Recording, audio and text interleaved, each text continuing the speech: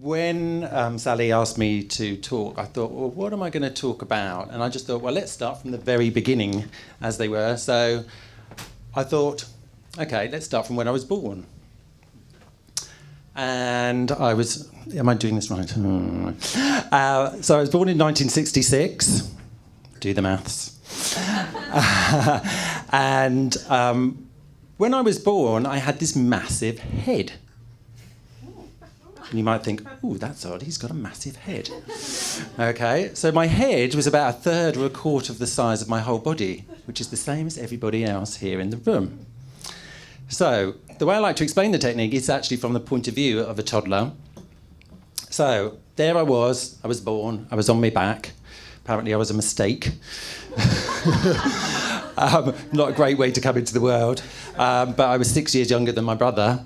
And so, yeah, there I was on my back, big head, managed to roll myself over onto my front. And then after a while, I kind of pulled myself up into a bit of a yoga pose. And then I went onto all fours. And then I started crawling along the ground. You might think, where's this leading? So then I found a sofa. I can't remember any of this, obviously. And I pulled myself up for the very first time. And I was kind of springing. I thought, well, this is good, because now I can see around. And that's much better. And then I didn't know any language. Parents hadn't taught me that yet. But I kind of left the sofa and I kept falling down and I kept getting up. And I kind of worked out for myself how to stand and then how to walk around. And if you look at toddlers, some of you obviously have experience of that, you've got toddlers yourself, but you all were toddlers.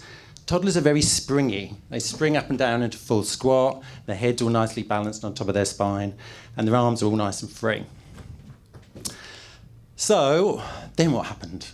I learned a bit of language.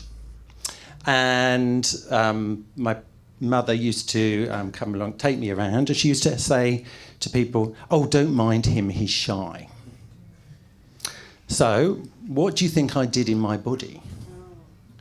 I kind of hid behind my mum and did shy. I was a very good boy. I did what I was told to do. So then my people used to say, oh, your dad's a bit scary. And I said, is he? But he used to say things like, boy, if you don't stop crying, I'll give you something to cry about. Has anybody else had that? Yeah. 70s, wasn't it? 60s, 70s, marvellous. So actually, my dad was a bit older, and he was very authoritarian, and he was a bit scary. So what do you think I did in my body? Any ideas? Yeah, I kind of went into kind of fight, flight. Well, I wasn't going to fight my dad, was I? I was a big fella. And I wasn't allowed to run away. I wasn't allowed to flight. So I kind of went into kind of collapse or freeze. So then what happened? So one of my earliest memories was actually when I was the day before Christmas, 1971. I was taken into hospital and with breathing problems, and I had double pneumonia, and I nearly died. But my brothers and sisters, at least they cried. So, they weren't, they were pretty upset about it. Anyway, I survived and I got through that. But I spent a lot of time not at school, really, being at home, being ill, which wasn't so great. And so I always had to catch up. And then what's my next memory after that? So I kind of got through that. Went to secondary school, and my parents sent me to a Catholic boarding school. Okay.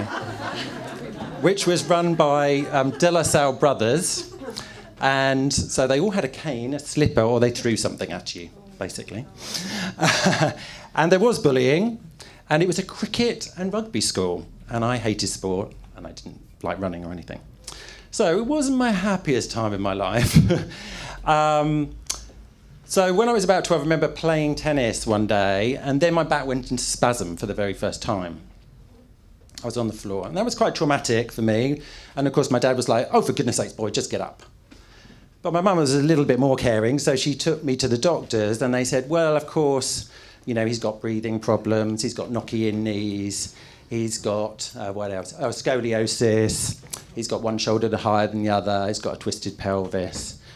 So, couldn't really find any solutions really for that. So I just got, well, okay, so that's me, and it's only going to get worse as I get older.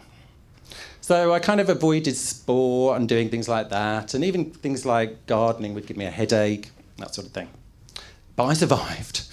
And I got through my teenage years, God knows how, and went through puberty, as we all did. Did I like girls? Well, I like girls. I think I like boys. But it was the 1970s, and my dad was like Enoch Powell, and so this was not going to go very well, and he used to read the news of the world, and then there was all these scandals, and then the AIDS crisis, yay! So there's things on the TV with, like, you know, some of you remember those tombstones coming down. So I thought, well, I just think I'll stay in my closet for a little bit longer. Thank you very much. And yeah, so we got through that. I didn't do any coming out until I was about 21. So I got through that. Then where am I? So then I went to college. And at college, how are we doing for time? I will get onto the Alexander Technique in a minute. I went to college. It's a bit of a doom story, isn't it? So I went to college and went to business college and catering college, couldn't quite decide. And sometimes they said, oh, right, you need you to do a presentation talk. And usually I was off sick that day. Okay, so for me to stand up in front of you guys is still a bit scary, but, you know, I'm here, I'm doing it. So then left college, went travelling. Parents said, well, you'll be back within 2 weeks, won't you? Of course you will. 2 years I was away. Travelled through Asia and lived in Australia and kind of came back and everything was good.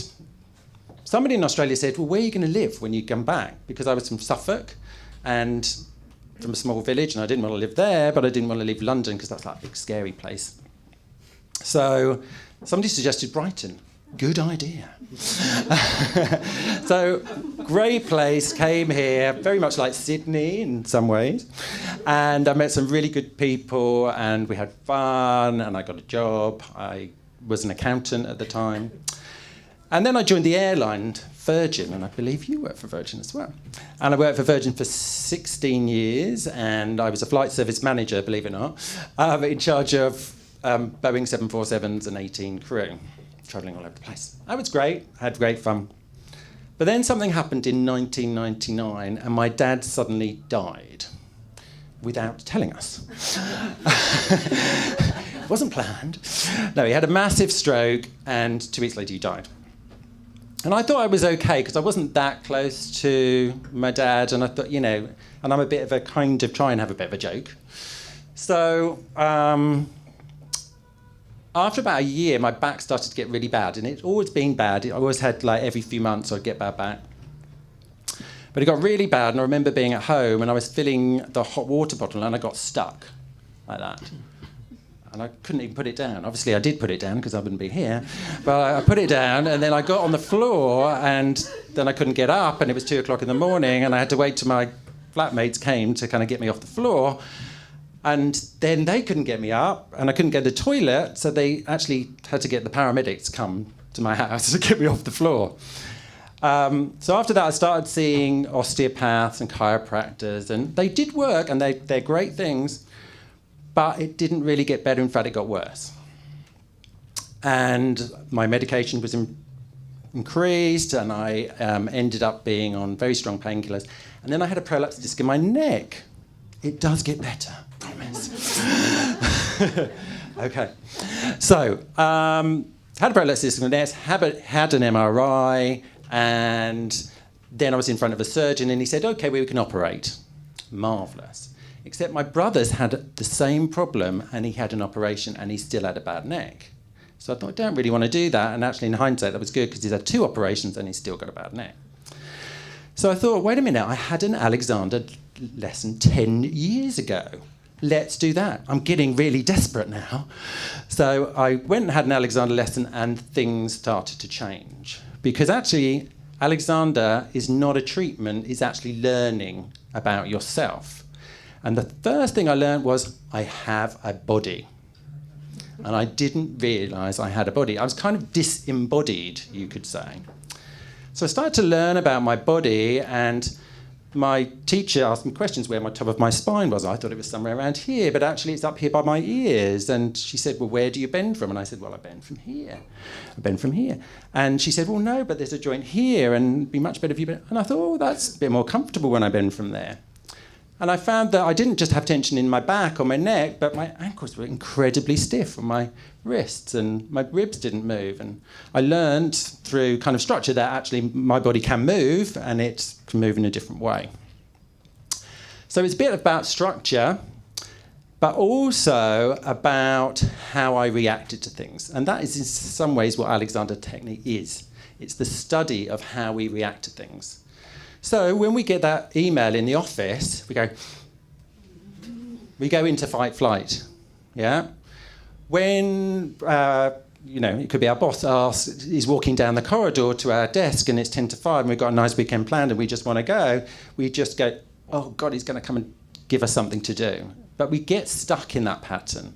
And I was stuck in that pattern pretty much 100% all the time. So Alexander is a way of noticing where there's tension in your body, and then once you notice you've already changed it, you can start to release it. And so, I was so impressed, because all my pain went and I didn't have the pains down my arm. I thought, I'm going to buy the company. So I trained for 3 years to teach Alexander. It's a full-time 3-year course, believe it or not. And I was still flying for Virgin part-time, so I would go to college Monday to Friday evening, fly to Johannesburg, come back Monday morning, go straight to college. So it's quite tiring. Anyway, so I'm nearly time's up. Oh, am I right for a couple of minutes? Yeah, of course. Yeah. Going to steal some of your minutes. Yeah.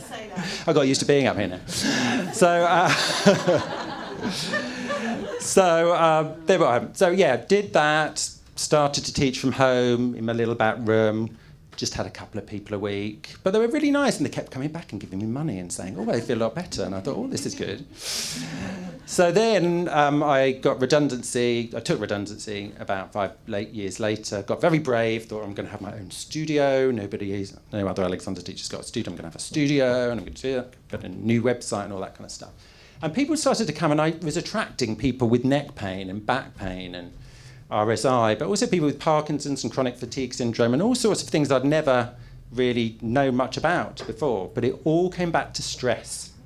And in some ways, Alexander Technique is the anti-stress pattern. It's the opposite of what we do, which is fight, flight, freeze, or flop. But what happens when you take the Z out of freeze? Free, yeah. So in some ways, that's what Alexander teaches you to do. It teaches you to be free. Now, I'm not completely free here, standing in front of you, but I'm doing my best.